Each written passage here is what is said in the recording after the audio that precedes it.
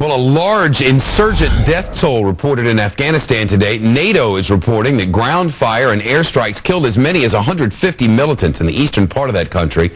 An Afghan army commander says two large groups of fighters crossed the border from Pakistan with several trucks of ammunition. A defense minister spokesman says that the rocket-propelled grenade launchers and machine guns were recovered. They're one of our nation's oldest and largest air combat commands, flying around the world to defend the country since the days of World War II. Now a group of airmen and women are breaking a record in the Persian Gulf after spending more than 6,000 days in the region. David McDougall takes flight with the Fightin' 55th. Back in 1990, most of these airmen were still in elementary school.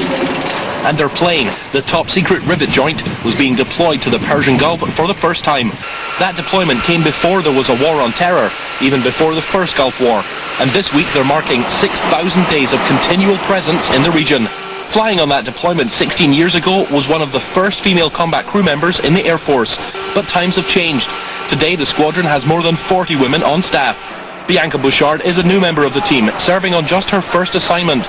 She's left her family behind in Georgia during the 4-month mission. You know, it has its moments. You know, there are times that I wish I could go home and just be with my family or, you know, not have to deploy necessarily. But I come out here and I'm really glad about the mission that I support. And I can only express utmost admiration and respect for the guys who've been doing it as long as they have. But not everyone at the 55th Air Wing is so fresh-faced. Master Sergeant Denny Nichols tells me he's not old, just well-seasoned. And he spent his entire career working with this plane. You get a chance to teach some of those younger folks that are coming onto the jet with stuff that they could never have thought of all by themselves, and say, hey, I've got something for you. Let me show you why you're doing something. There's a big, huge satisfaction in that, especially when they get it. There is some controversy whether this 6,000-day deployment is an Air Force record.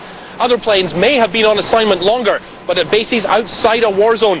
And don't forget, these airmen spent a lot of time away from home, flying missions 24/7.